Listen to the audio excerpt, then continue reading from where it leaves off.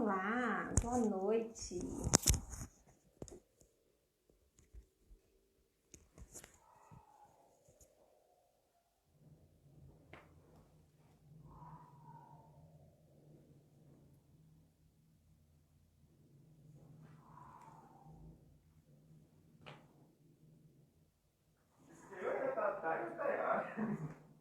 Sua voz sai aqui, tá? Fica gravado. Olá, boa noite. Vamos dar um tempinho para o pessoal chegar.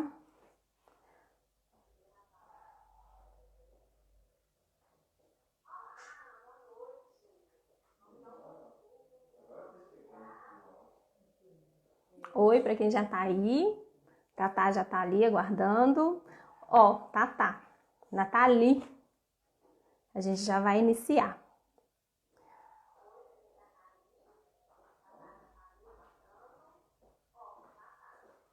Foi.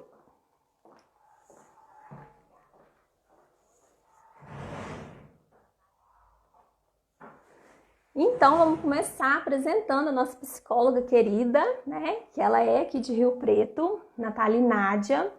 Ela é formada em psicologia pelo Centro Universitário de Caratinga, mesma universidade onde eu me formei, né? Ela é formada desde 2017 e atualmente ela está se especializando em terapia cognitivo-comportamental, né?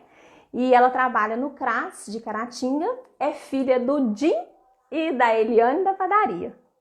Então vamos convidar a Nathalie para iniciar essa conversa com a gente.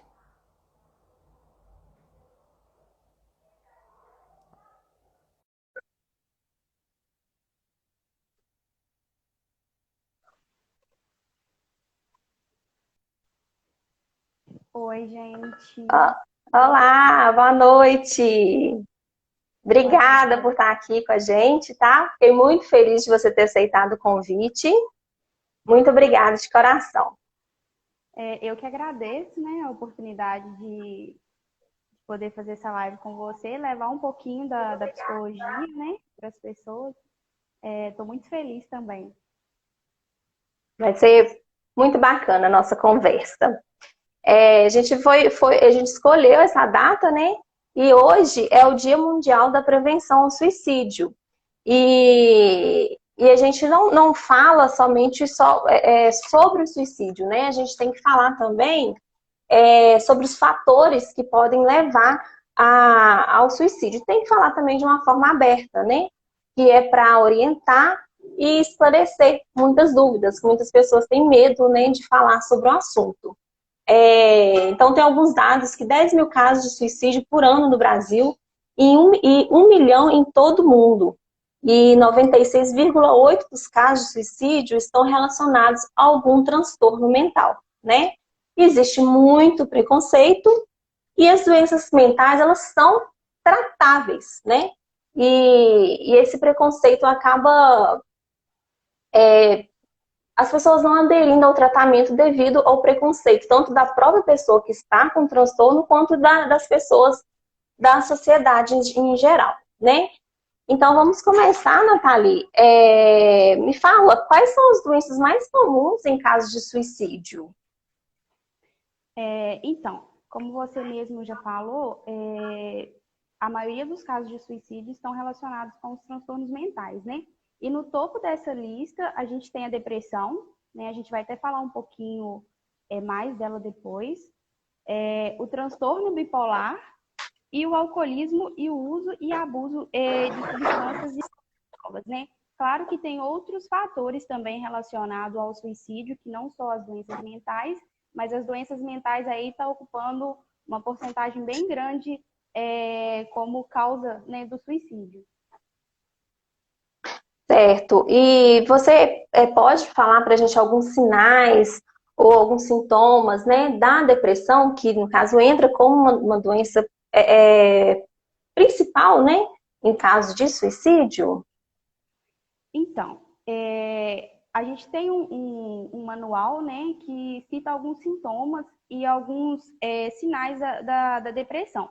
Eu vou lendo, assim, esses sintomas e pontuando algumas coisas, né?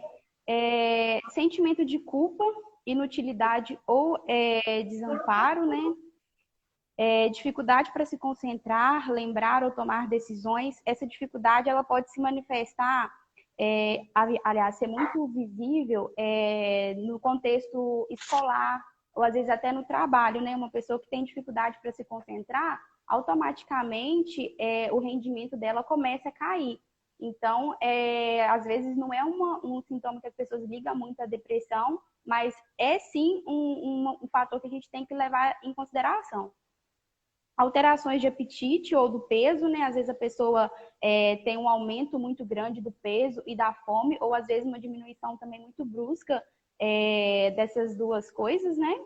Pensamentos de morte ou suicídio, inclusive a tentativa de suicídio também é uma causa. Aqui a gente, né, consegue relacionar muito bem a depressão, né? Quando uma pessoa fala, eu tô pensando em me matar, eu tô tendo ideação, ao contrário de alguns outros sintomas que não fica tão aparente assim. Inquietação ou irritabilidade, isso aqui acontece muito, a pessoa fica com o humor muito irritado, nos casos de depressão, né? Dores no corpo, na cabeça, problemas digestivos, sem causa física aparente, né? Às vezes a pessoa já procurou o médico, já tentou entender o porquê que aquilo ali está acontecendo e ele não consegue achar uma causa. Essas questões estão muito relacionadas com as questões psicossomáticas, né? E acontece muito também. Tristeza, ansiedade, sensação de vazio. A tristeza também é muito fácil relacionar à depressão, né? A ansiedade normalmente é uma comorbidade na depressão. Normalmente quem desenvolve depressão tem algum nível de ansiedade também. Sentimento de desesperança ou pessimismo, isso que é muito característico também. A pessoa que está com depressão, ela não tem esperança no futuro, né? Vê o futuro como ruim, é pessimista com relação às coisas do presente e também do futuro. Falta de interesse ou prazer em todas ou quase todas as atividades. Aqui é importante lembrar também que antes do processo a pessoa tinha esse prazer em atividades. Então ela deixa de gostar ou deixa de sentir prazer numa coisa que antes ela gostava, né? O sono também fica muito instável, algumas pessoas dormem muito, outras pessoas dormem pouco, né? Isso colabora até para a criação de mitos a respeito da depressão, como a pessoa é preguiçosa. Preguiçosa. Né? E aí é um sintoma também da depressão. Falta de motivação, disposição e energia contribui para o estigma, né, da preguiçosa. Sentir-se deprimida a maior parte do dia, ou quase todos os dias, né? Se sentir deprimido também é muito fácil de relacionar com a depressão, né? A diferença é que isso acontece a maior parte do dia e quase todos os dias. Então, ela foge um pouco daquela tristeza que é comum, né? A todos nós. A depressão, né, depois de falar sobre isso, eu acho interessante a gente comentar que a depressão, ela tem causas genéticas por trás dela, né? Então, o histórico de depressão da família é sempre levado em consideração, porque é um fator genético também. Tem aspectos psicológicos relacionados à depressão, né? Questão comportamental, de pensamento, questões ambientais e sociais também influenciam muito no desenvolvimento da depressão. E é importante lembrar também que existem alguns critérios diagnósticos para estabelecer um diagnóstico de depressão. Por exemplo, aqui eu citei vários sinais e sintomas, e às vezes a pessoa pergunta assim, mas eu sinto isso aqui de vez em quando, eu sinto isso aqui alguma vez na vida eu já me senti assim, afinal, né? Quem nunca se sentiu triste, quem nunca se sentiu teve dificuldade de concentrar alguma vez na vida. Então, para isso, existem os critérios diagnósticos, que, né, vai ser vai ser avaliado pelo profissional qualificado, né? Esses critérios é mais ou menos assim. A pessoa precisa apresentar uma quantidade de sintomas durante uma quantidade de tempo para poder concluir que aquela pessoa tem depressão ou não. Então, esses sintomas aqui isolados não quer dizer que a pessoa tenha depressão, não. Ou às vezes a pessoa apresenta um desses sintomas também não é suficiente, né? Uhum. Como vários tipos de depressão, né? Aqui eu posso citar o transtorno depressivo maior, transtorno bipolar, depressão pós-parto. Esses sinais e sintomas que eu apresentei foram de forma muito genérica. Então, cada tipo de depressão vai ter um sinal e sintoma específico, por isso é muito importante o diagnóstico de um profissional capacitado para poder afirmar de fato se a pessoa tem depressão ou não, ou que tipo de depressão ela se encaixa. Certo, e vale lembrar também do apoio da família, né? Nesse momento é muito importante a família perceber também, né? E diferenciar, igual você falou que muitas pessoas têm esse preconceito, falando que às vezes a pessoa está com preguiça, é frescura, então não tem um apoio, né, da sociedade em que convive, né? E acaba deixando de lado e isso vai só se agravando, né? Porque quanto antes iniciar o tratamento, iniciar a procurar uma ajuda médica, uma ajuda psicológica, esses sintomas eles vão diminuindo, a aderência ao tratamento aumenta muito mais, né?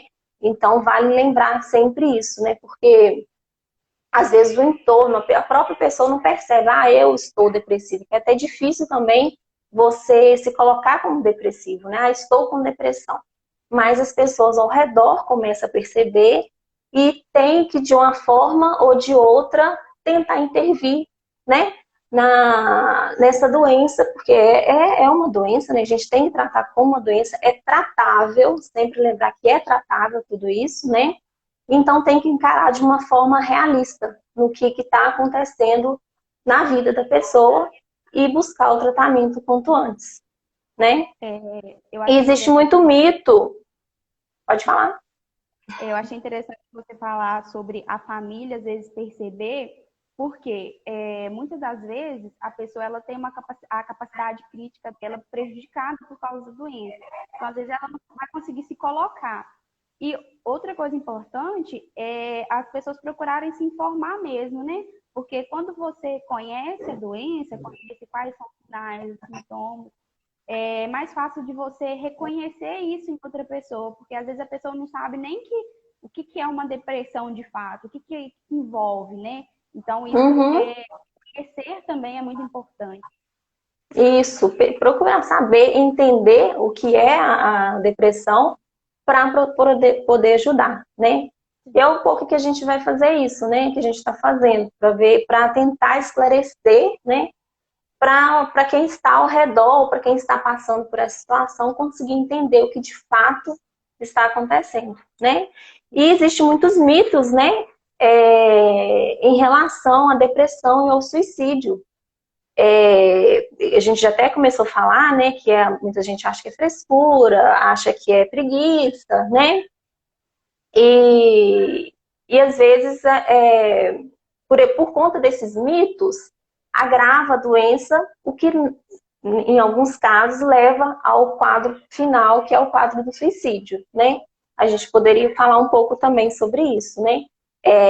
Por exemplo, a relação de estou depressivo é falta de Deus. Sim. Muita gente relaciona isso, né? A depressão com a falta de Deus. Na verdade, como eu já disse, a depressão ela tem outras causas que não religiosas, né? Tem causas genéticas, psicológicas, ambientais, sociais. Então, assim, é uma doença que é estudada, que já tem protocolos de tratamento. Então, assim, ela deve ser encarada igual qualquer outra doença. Ninguém vira para uma pessoa diabética e fala que ela está doente porque ela está com falta de Deus, entendeu? Então, Isso, assim, exatamente. a depressão como uma doença, porque é isso que ela é. Ela não é falta de Deus. E a questão, por exemplo, da preguiça e da frescura, eu acho que muitas das vezes tem essa visão, por quê? Por causa dos sintomas, né? Falta de concentração, a pessoa está dormindo demais, a pessoa está comendo demais, ou está comendo de menos. Então, eles começam a interpretar esses sinais como frescura, preguiça, sendo que, na verdade, tem um outro processo aí por trás, muito mais grave, né? Do que Uhum, questão de preguiça. verdade. E tem até a questão também a gente vai chegar lá, mas só para frisar, quando a pessoa está em tratamento, a gente vê muito assim, eu vou pedir muito a Deus para me tirar esse medicamento. Eu até falei isso há pouco tempo. A gente tem que agradecer por ter o medicamento, né? Que vai ajudar, que vai colaborar e contribuir para o tratamento, para a evolução do tratamento, né? E não querer assim, quero que Deus me tire isso, porque isso não é uma questão de saúde, né? Isso é saúde. Lógico que a gente tem que ter fé para o tratamento dar certo, ter fé que vai dar tudo certo, porém a gente não pode se apegar a isso, que vai tirar isso de mim para eu poder continuar vivendo. Tem que saber se eu estou aqui hoje, graças a Deus e graças ao medicamento e ao tratamento que eu estou, né, fazendo. Né? Então a gente tem que sempre e esse preconceito acontece muito, principalmente em locais menores, né? Em cidades maiores não é tanto, mas quanto menor a cidade, mais existe esse preconceito e essa falta de aderência ao tratamento, porque relaciona a fé e a religião, que não pode ser relacionado, né? Continua a fé e continua o tratamento. Mas a gente vai chegar lá na parte do tratamento ainda, né? E você quer falar mais alguma coisa sobre isso? Não, eu concordo assim, com o que você falou. Eu acho muito interessante validar isso, a questão do medicamento, né? Pensar que algum tempo atrás as pessoas que tinham algum tipo de sofrimento psíquico não tinha, né, medicação, não tinha como tratar essas doenças. A medicação para doenças mentais, assim, é uma coisa que a gente tem que valorizar muito, porque veio assim para dividir, né? Foi um divisor de águas. Se trata Sim. de saúde mental, ela oferece uma qualidade de vida para a pessoa que assim chega a ser surreal. Então é questão de preconceito mesmo, né? Porque as pessoas às vezes se automedica, toma remédio até sem precisar para várias coisas, mas quando se trata de medicação psicotrópica, né? Que são essas medicações voltadas para doenças mentais, elas já dão uma baqueada. Então, eu Isso. acho que o jeito é ir procurando se informar mesmo, porque só a informação ela vai poder diminuir um pouco esse preconceito que as pessoas têm. Verdade. A gente chega no ponto para falar agora quais são os profissionais que estão responsáveis por tratamento, para tratar as doenças mentais. Então, hoje em dia, quem trata dos transtornos mentais é o psiquiatra, né? O psiquiatra é um médico também, né? Ele fez medicina, ele se especializou em psiquiatria e a consulta dele é igual uma consulta de qualquer outro médico. Ele vai ouvir, né, a problemática, vai pedir exames clínicos, né, para poder confirmar ou refutar algumas hipóteses que ele vai ter, vai indicar o tratamento medicamentoso se for necessário, vai indicar a terapia também se for necessário. Então, procurar um psiquiatra é muito importante, assim, para tratar essas doenças. Na verdade, ele é o médico habilitado a prescrever remédios, por exemplo, o psicólogo, ele atua também, né, no tratamento de doenças mentais, mas ele não medica. Então, o psiquiatra e o psicólogo seriam aí os profissionais de referência para tratar dessas doenças. O que a gente vê muito, né, aqui já se tratando de balcão de farmácia, nos atendimentos, às vezes a gente vê que a pessoa precisa, né, porque muitas das vezes o primeiro local que elas procuram é a drogaria, né? Então a gente está, de uma certa forma, preparado sempre para receber um paciente que esteja nessa situação, né? E muitas das vezes, quando a gente fala com o paciente que ele tem que procurar uma ajuda médica, ele já fica com um pouco mais de receio. Então, quando a gente fala a palavra psiquiatra, ele tem mais medo ainda, né? Porque muita gente relaciona o psiquiatra, mas eu não estou doida, eu não estou louca, né? Ou não estou louco. Relaciona com loucura, né? Mas a gente sempre tem que frisar que o psiquiatra é o profissional indicado para o tratamento dos transtornos mentais, né? Seja ansiedade, seja depressão, ou qualquer um outro dessas comorbidades, Desculpa, eu falei errado. Eu estou pensando já em outra coisa. Ou qualquer uma outra dessas doenças, né? E, e não pode haver esse preconceito, esse medo de procurar uma ajuda profissional, ajuda de um psiquiatra, que é um médico especialista nessa área, né? Ele que estudou, ele que especializou para tratar esse tipo de doença. Então, quando a gente fala, procure um psiquiatra, não é, não tô doida, não tô louca. Não, você precisa de uma ajuda de um especialista. Então, volta de novo na questão do preconceito, né? O preconceito agora já em relação ao médico em que eu vou procurar para ser tratado, né? Isso.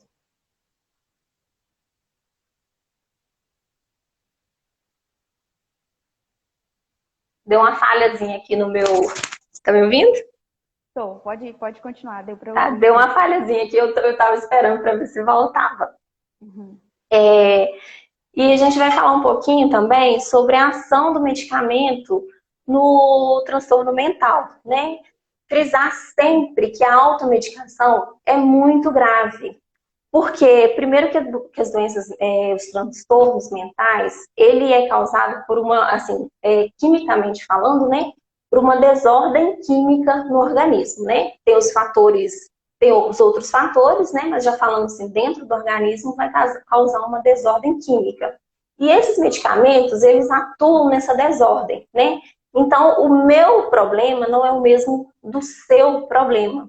Então, é muito importante frisar que o remédio que faz efeito para mim não é o mesmo remédio que vai fazer o efeito para você, né? Porque muita gente chega na drogaria, eu quero tomar um remédio tal, porque foi bom para minha vizinha, ela está com os mesmos sintomas que eu.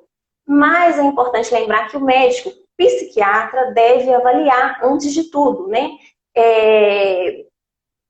Avaliar antes de tudo como você mesmo falou que existe vários níveis da depressão, né, vários tipos de depressão, então ele que vai ser o médico especialista para falar qual medicamento vai tratar.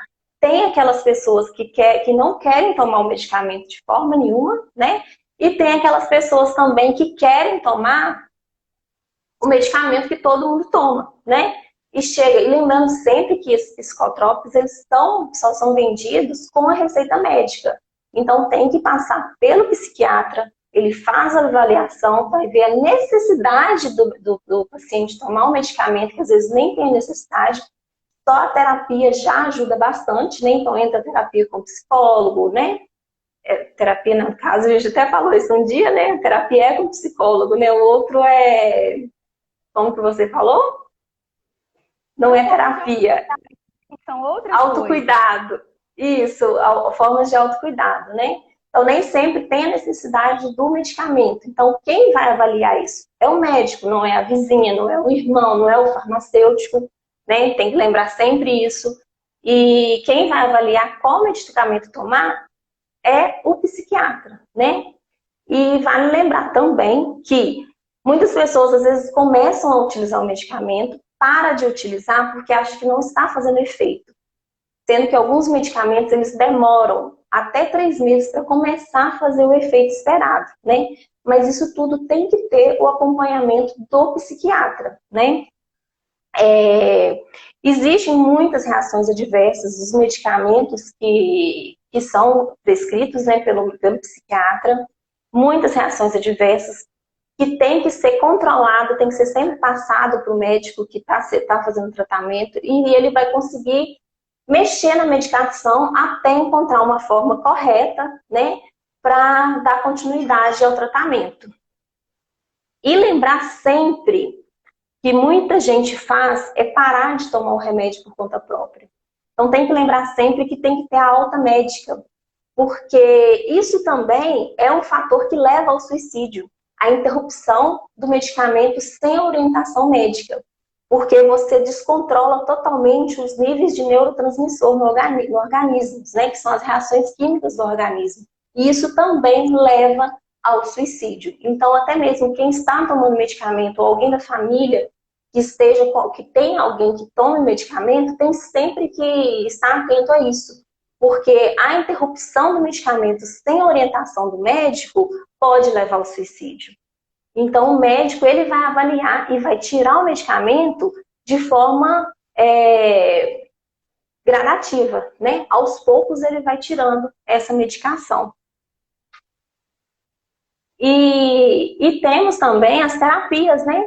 Para os transtornos mentais. Além da terapia medicamentosa, temos também outros tipos de terapia, né? Isso. Que nem a gente falou antes, o psiquiatra, né, você faz uma consulta com o psiquiatra e aí ele vai indicar o tratamento medicamentoso e a terapia. Aí as pessoas podem se perguntar, né, mas como que a terapia ela vai funcionar nisso aí? Didaticamente falando, a medicação ela vai atuar no nível orgânico, né? E a psicoterapia no nível não orgânico. A gente aqui faz uma separação didática, lembrando que, né, as duas coisas estão muito relacionadas, mas para as pessoas entenderem. Então, o psicólogo ele vai começar a trabalhar com pensamentos, com comportamentos. Tem muitos pensamentos que estão na origem de alguns problemas, principalmente a depressão, né? Pensamentos distorcidos, irrealistas a respeito de situações, aquelas crenças que foram criadas desde a infância a respeito de algumas coisas. Então, o psicólogo ele trabalha nesse nível mais cognitivo, né? Emocional.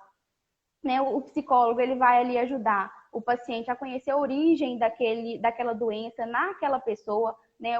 Uma doença não necessariamente tem as mesmas causas nas mesmas pessoas. Cada pessoa é um ser individual, né? E às vezes a doença começa em você de um jeito e em mim de outra. Né? O psicólogo vai trabalhar essa questão de conhecer a origem daquele transtorno, entender quais são os fatores que mantêm aquela doença naquela pessoa e também vai apresentar e vai trabalhar com técnicas, né, comprovadas cientificamente que diminuem esses sintomas, né? São técnicas que a gente chama de enfrentamento da doença. É importante lembrar que, por vezes, a terapia e a medicação ela pode ser combinadas, né? Em algumas situações, apresenta um melhor resultado as duas juntas do que separadas.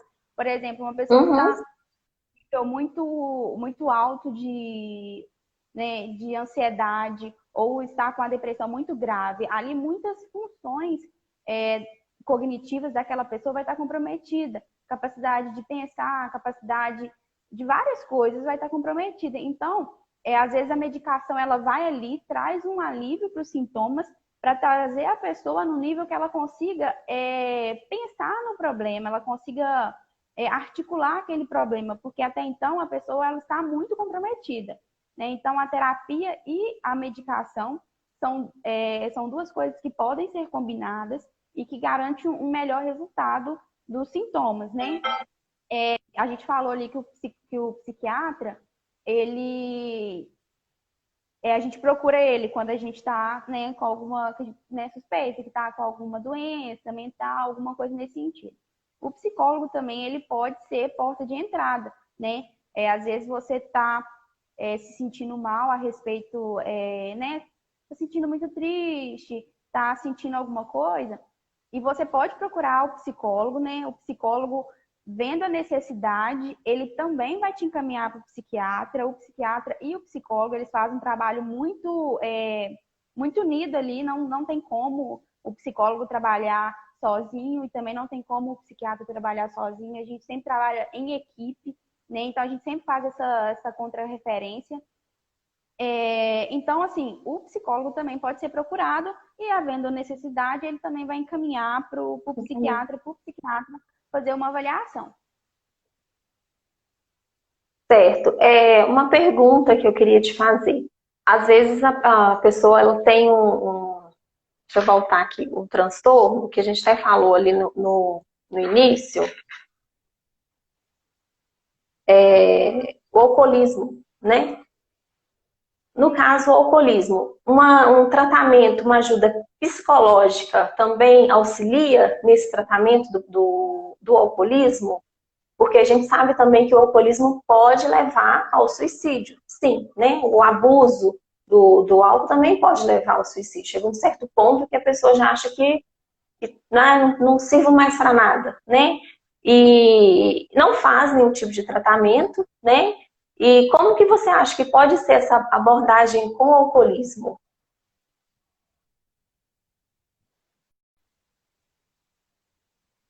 Travou aqui, mas deu para entender. O psicólogo, ele trabalha, sim, com dependência química. É uma doença mental também, né?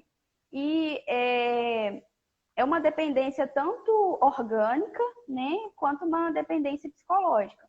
O psicólogo, nesses casos, ele vai entender qual que é o papel do uso ou abuso da substância na vida daquela pessoa, né?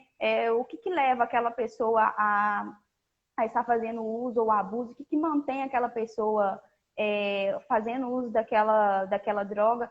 Eu já ouvi muitos relatos de gente que sai de clínicas de reabilitação, né, com nenhum tipo de dependência orgânica, porque já foi tratado, e a primeira coisa que ele faz quando sai é procurar uma boca de fumo, procurar droga. Por quê? Tem mais alguma coisa ali, não é só a dependência orgânica, envolve também uma dependência psicológica, né? Qual que é o papel daquela droga ou daquele vício na vida daquela pessoa? O que ele pensa, né, a respeito disso? Aquela droga está servindo para tamponar algum problema que ele tem, né? Ele usa aquilo como modo de escape de alguma situação. É muito comum a gente ver gente muito tímida fazendo uso de álcool para se sentir um pouco mais à vontade. Então, esse tipo né, de bebida, esse tipo de substância, ele tem algum papel na vida da pessoa. Então, isso vai ser trabalhado, né, dentro da terapia. Foi por isso que eu disse que, às vezes, apenas a medicação, ela não vai resolver.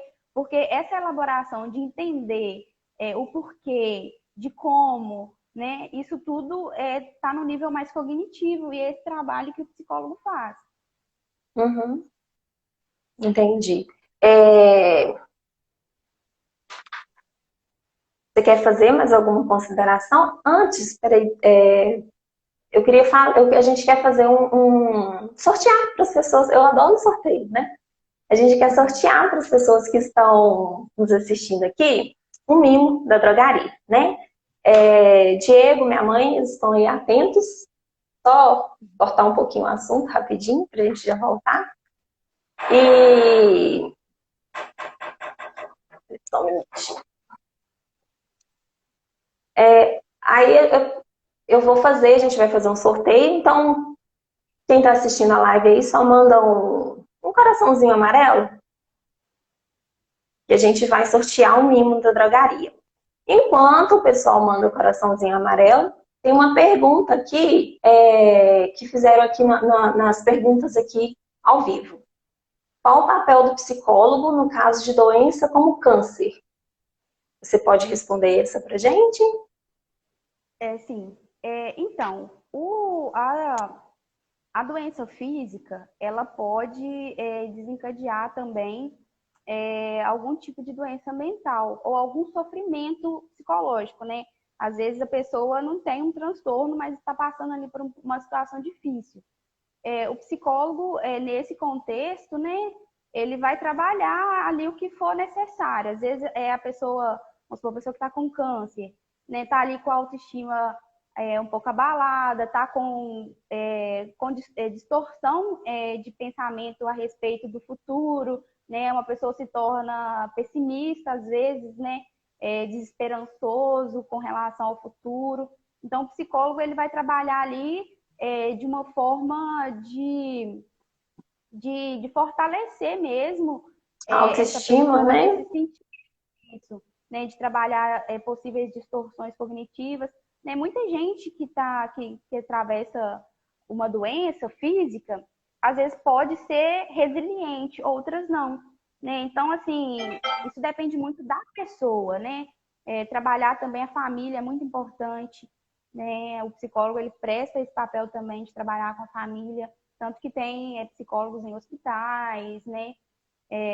Que tratam também dessas demandas de pessoas que estão enfrentando sofrimento físico também, que isso pode ser perturbador. Às vezes, por causa de uma doença física, a pessoa pode desenvolver uma doença mental, por exemplo, está atravessando um câncer, mas também aí junto começa a desenvolver uma depressão, começa a desenvolver uma ansiedade. Então, o psicólogo ele vai trabalhar com as questões mentais, questões emocionais relacionadas à doença. O que eu falo sempre também em relação a doenças como câncer, né, o que manda muito é o psicólogo do paciente, né? O paciente que já chega já com o pensamento assim, não vai dar certo, parece que o medicamento já tem um bloqueio, né? Que não chega para poder fazer o efeito. Porque o psicológico da pessoa manda muito. Então, essa ajuda do psicólogo no tratamento, né? Dá um resultado muito positivo. Porque eu vou dar um exemplo. Às vezes a gente fala assim com criança, né? Mas é a mesma coisa do adulto. Vou dar um beijinho que passa, né? E a criança acredita naquilo ali, que vai passar, né? Então, quando a gente acredita que aquilo ali vai dar certo, que aquele tratamento vai dar certo, a chance do tratamento ser positivo é muito maior, né? Então, quando o psicólogo entra nessa questão até da família, para poder ter uma base para a pessoa que está passando por aquilo, quando faz o tratamento até mesmo com o paciente que está passando por aquilo, ele se sente mais forte para poder encarar uma doença física, né? E a medicação que ele vai ter que usar, o efeito dela é muito melhor, né? A receptividade positiva acaba tendo um efeito muito melhor no tratamento. A gente percebe muito isso, né?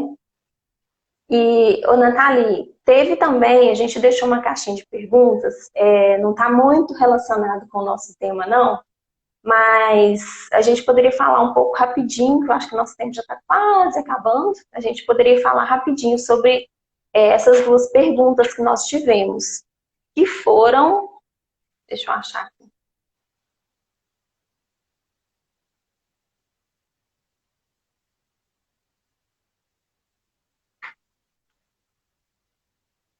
Dicas para melhorar a ansiedade. E a outra, primeiro, vamos falar sobre dicas para poder melhorar, controlar, né, um pouco mais a ansiedade. Fala para a gente bem rapidinho para a gente conseguir finalizar. Tá. Para ansiedade, né, você pode começar aí com exercício físico, alimentação balanceada, sono, manter uma rotina, né, porque às vezes a pessoa não tem rotina e se torna ela um pouco ansiosa. Aí você fala assim, nossa, mas a Natália já começou falando sobre coisas que são tão óbvias, né, exercício físico, alimentação. Porque a gente não pode pensar no ser humano como um ser mental separado do físico, isso tudo está muito relacionado, né? E tem questões também de meditação, de atenção plena, é uma prática que vem sendo muito estudada agora, né? Apesar de ser uma prática milenar, né? O objetivo dela é estar presente no aqui e agora, né? Pensar nas coisas que estão acontecendo agora. A ansiedade tem muito essa característica de prever o futuro de forma muito catastrófica. Então, a meditação e a atenção plena é uma ferramenta muito utilizada para ansiedade. Outras coisas também que pode ajudar, identificar os gatilhos que disparam a ansiedade nas pessoas. De repente, para mim é uma coisa, para você é outra. Mas aí, pensar um pouco mais criticamente sobre o que está acontecendo, que está me deixando ansioso, né? O que eu estava pensando na hora que eu me senti ansioso? Tentar identificar o porquê disso, fazer uma análise realista desses pensamentos e situações, né? Porque às vezes a gente coloca o medo, coloca o futuro como uma coisa pavorosa e às vezes nem é realista. A gente pensa que vai acontecer uma coisa surreal e não acontece. Então, ter uma análise um pouco mais realista, né? Reconhecer e aceitar também que o que está no seu controle e o que não está, isso ajuda muito, porque tem né, aquelas coisas que estão a gente pode interferir. Vocês estão anotando lá os corações? Então, também não adianta, né? Vem cá. E da terapia mesmo, para poder tratar essa ansiedade de forma mais efetiva. Isso aqui são só algumas dicas, né, que a gente pode utilizar no dia a dia. Porque é um assunto bem vasto, né? Dá para falar por horas, por horas. Mas assim fica uma dica boa, né? Que dá para aproveitar demais. Uma outra oportunidade a gente fala mais sobre o assunto, né, Natália? E a outra pergunta foi dependência emocional dentro de um relacionamento tóxico. Então, essa pergunta é uma pergunta bem genérica também, né? Assim, Pode falar. a dependência emocional, ela envolve algumas coisas que às vezes a gente já sabe, né? Que o principal da vida da pessoa que Não, já depende, peguei. né? O indivíduo, ele necessita do outro para manter o equilíbrio emocional, então ele é sempre dependente mesmo, né? O dependente normalmente é uma pessoa possessiva, ciumenta, às vezes, por vezes até violenta, né? Então, assim, como o assunto é bem geral, eu pensei em algumas coisas que poderia ajudar um pouco, né, para quem está nessa situação de dependência emocional, relacionamento tóxico. Ter consciência disso é a primeira coisa, a pessoa se reconhecer dentro dessa situação, ou que ela é dependente, ou que o parceiro é dependente, né, ter consciência disso, criar e preservar o espaço individual de cada um. A pessoa que é dependente emocionalmente está sempre olhando para o outro, né, sempre o outro que vai dar o veredito. Então, assim, criar um pouco essa individualidade, né, dentro do relacionamento, entender o papel de cada um dentro da relação, né? O que cabe a mim, o que não cabe, uma pessoa individual dentro dessa situação. Trabalhar, é uma coisa que pode ser muito trabalhada dentro dessa dependência, a autonomia das pessoas. Normalmente, essas pessoas dependentes dependem da pessoa para tudo. Então, à medida que ela se torna autônoma, ela também deixa de ser dependente, né? Autoconhecimento, gente, é assim, é vida, né? É vida. Também é vida. E trabalhar a questão de autocontrole por causa dessa questão de violência mesmo, de ser um pouco mais impulsivo. Trabalhar questões de autoestima, porque a autoestima de uma pessoa que é dependente é muito Dependente. prejudicada. E muito Uhum. prejudicada. Até porque ela aceita muita coisa também, né? E trabalhar autonomia, eu já disse, né? E trabalhar a autonomia mesmo dessa pessoa para poder entender, né? Onde que eu tô, onde que o outro tá, qual que é o sentido das coisas. O limite, né? O limite de tudo. Eu acho que a autoestima e o amor próprio tem muito que ser trabalhado nessa questão da dependência emocional, né? E como você disse, o autoconhecimento, você tem que se conhecer e tudo tem limite, né? Até onde o outro pode chegar, até onde você pode chegar, tudo tem limite, né? E muito boa essa sua dica, muito, muito bacana, gostei muito. Uma outra pergunta que foi agora aqui que eu vi é tratamento para depressão em crianças. Deixa eu confirmar se é essa pergunta mesmo. Como é tratada a depressão quando identificada em crianças? É muito Então, comum, né? isso acontece muito também. As crianças não estão isentas de possuir algum transtorno, não. A depressão, ela vai ser tratada da mesma forma que no adulto. A diferença é que os meios de abordagem vai ser um pouco mais lúdico, né? Por exemplo, dentro da abordagem que eu trabalho, que é a terapia cognitivo-comportamental, a gente trabalha com identificação de pensamento, distorção de pensamento, da mesma forma que é trabalhado com o adulto, só que, porém, de forma lúdica, né? Uhum. O terapeuta vai ter que se adequar um pouco para poder conversar no mundo daquela criança. Às vezes também a medicação vai ser necessária, né, para a criança, mas assim, é o mesmo protocolo com algumas alterações, claro. Sei. É, o, Ô, Nathalie, vamos finalizar então, que eu acho que nosso tempo está quase acabando, né? A gente poderia dar algumas considerações finais, algumas dicas, alguns conselhos para familiares ou para quem está passando, voltando, né, ao assunto inicial, que é depressão, transtornos mentais, e a gente dá algum caminho, né, para essas pessoas. Então, eu acho interessante a gente falar sobre o que a gente pode fazer no dia a dia da gente para poder aumentar os fatores de proteção, não só contra o suicídio, mas contra a doença mental, ou até qualidade de vida no nível mais físico mesmo, né? Eu listei algumas coisas bem rápidas assim, sobre elas. É, buscar e seguir tratamento adequado para a doença mental. Então, tratar a doença é fundamental, né, como forma de prevenção. Se envolver em atividades religiosas e espirituais. Gente, eu não estou falando que é para todo mundo procurar a igreja, não. Estou dizendo que a igreja, envolver em atividades religiosas pode ser fator de proteção, uma vez que você está no meio social, né, você está ali criando vínculos. A pessoa que professa uma fé, ela tem um pouco mais de esperança, né? Então, isso pode tudo contribuir.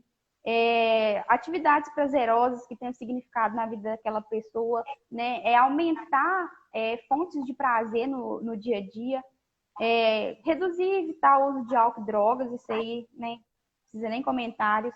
Aumentar contato com amigos e familiares, né? Uma pessoa isolada, ela tem muito mais risco de desenvolver algum tipo de transtorno mental. Praticar o autocuidado, que é se alimentar de forma correta, sono, atividade física, né? Se envolver em atividades que elevam a autoestima também. A autoestima ela tem um impacto muito grande na vida da pessoa como um todo. É um assunto muito vasto também, muito gostoso de falar. Talvez fique uma próxima oportunidade, né? Uma próxima a gente marca. E praticar autocompaixão também, né? Se perdoar, ter empatia consigo mesmo, ser flexível com seus erros. Às vezes a gente consegue ser muito empático com os outros, isso é direcionado pra gente, a gente não consegue, fica ruminando, então isso é muito importante. E ser mais tolerante também com os pontos fracos, não só da gente quanto dos outros também. Pensar em valorizar aquilo que é de positivo na gente, no outro também. Enfim, é uma lista muito extensa. Muito extensa.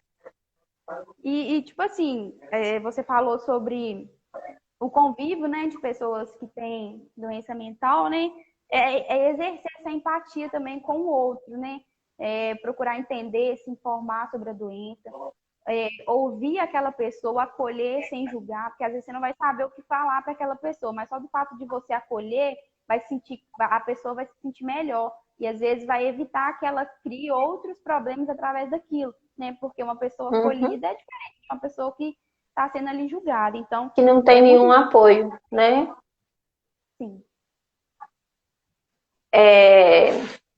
Mas é isso que a gente sempre fala. Às vezes algumas pessoas, eu falo isso bem com quem eu convivo. Não adianta a gente postar na internet que empatia, eu apoio, se você não está fazendo nada com as pessoas que estão à sua volta, né? Então não adianta, a gente tem também que fazer algo para quem está à nossa volta, enxergar quem está na vida real, não só quem está do outro lado da tela, né? Enxergar quem está à nossa volta. Isso também é muito válido falar, né? E a gente vai ter que marcar outra live, porque o tempo foi pouco e a gente tem muito assunto para falar. Então a gente marca uma outra.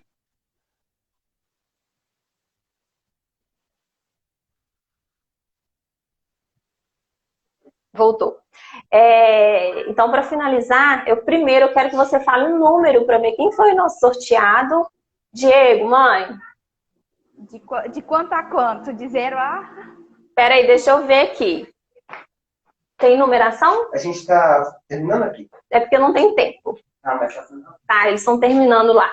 Para ver quem foi o nosso sorteado da live. Mas eu queria te agradecer. Gente, ela foi uma fofa. Quando eu falei com ela, eu já falei assim no meu coração. Ela não vai aceitar. Ela foi uma fofa. Ela aceitou na hora para participar. Foi toda empolgada. Eu adoro gente empolgada, porque eu sou empolgada com tudo também. E aceitou com toda boa vontade. E veio de cara limpa, né? Pôs a cara a tapa aqui. Eu te agradeço de coração. Foi a nossa primeira live aqui da drogaria. Primeira com você, primeiro que a gente vai marcar outra, tá? Adorei a sua participação. Muito obrigada de todo o coração, tá, Natália? Mas você ainda tem que falar meu nome. Eu fiquei muito feliz também, né? Oi? Tá. Eu gostaria mesmo só de agradecer também, fiquei muito feliz, né? Coragem a gente tem, porque também é a minha primeira live. Gostaria também de são as pessoas que participaram da live não tiveram como mandar as perguntas ou às vezes ficaram com alguma dúvida, né? Eu me coloco à disposição para caso alguém queira conversar sobre algum assunto relacionado à psicologia, vai ser um prazer levar um pouquinho da psicologia ainda mais para as pessoas. Você fala o número pra gente? Peraí, de quanto a quanto? De 1 a 37. De 1 a 37. Fala um número pra gente. 24. Minha idade. 24. A idade dela, 24. 24? Érica Santilma. Então, 24, deixa eu mostrar aqui. Ô, gente, o papel tá bem assim. 24, quem tá, o número 24 é a Érica Santilma, número 24. Ela foi a ganhadora do nosso sorteio da live de hoje, tá? Mais uma vez, agora vai acabar mesmo nosso tempo. Muitíssimo obrigada, tá, Nathalie? E a gente marca uma próxima oportunidade. Como ela disse, pessoal, ela está à disposição. O Instagram dela, eu acho que quase todo mundo tem, quase todo mundo te conhece aqui, é @Nathalie, já perdi aqui. Nathalie _Nádia Lopes. Nome imenso, mas achei aqui. E a gente também está sempre à disposição aqui para o que precisar, né? A gente tenta sempre orientar as pessoas e a gente também está sempre à disposição. Muito, muito, muito, muito obrigada, tá, Nathalie? Eu que agradeço. Um abraço. Beijo, beijo, gente. Obrigada a todo mundo que ficou aqui com a gente, tá? E a gente vai ter live com mais frequência aqui no Instagram da Drogaria Maia. E eles querem te dar tchau, Nathalie. A gente não Tchau, tem tempo, pessoal. eles querem te mandar Foi beijo pra muito você. bom, tá? A produção. Parabéns. Parabéns para os nossos A produção. profissionais. E a gente sempre vai ter live aqui pelo Insta com outros profissionais. E a gente pretende marcar outra com você, tá? E daqui a um tempo a gente marca outra, tá bom? Então tá bom, então. Tchau. Muito obrigada. Beijo, tchau. Beijo, pessoal.